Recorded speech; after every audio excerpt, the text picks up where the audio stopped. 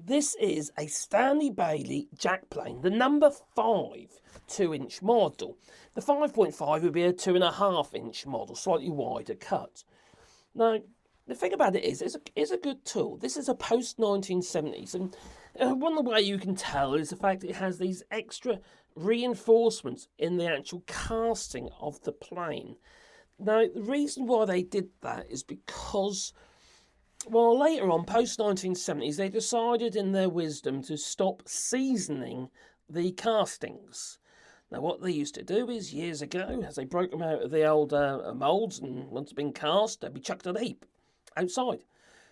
A bucket would come along, like, a digger would come along, and they'd toss it all about, shake it all about. All right, leave it there a month or so. And then that pile would then be shook about again, and then move on to a new pile further along. And then the past pile will be filled up with new castings. So there's a process going on. But needless to say, it took time, and time is money, isn't it? So what they did is they stopped seasoning the actual castings. And what they found is the castings would warp in time. The tensions, the built-in tension in the iron would disperse. And in time, what happened is they'd become sunken on the bottom of the sole. And to the point that they could even appear to be bent. So what they did to stop that, they added these additional reinforcements, these ribs. Now, generally, it's only on the bigger planes. It's 5, 6, and a 7 and an 8. It's a sign that they are post-1970.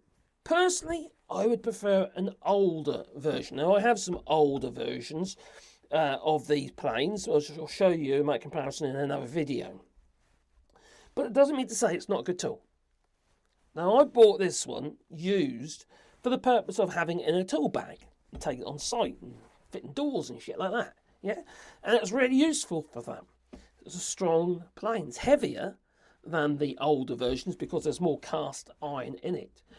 But if you want a plane for finer work, this isn't really the one I would go for. I would go for my 1944 Stanley Bailey, both English Stanley Baileys.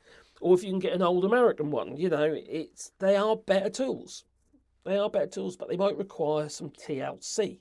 And maybe even a little bit of modernisation, because the older ones would have things like smaller knobs for the actual height adjustment, etc., etc. But, just bear it in mind, what you're going to be using it for, and whether or not you might as well just buy, maybe a new Chinese plane instead.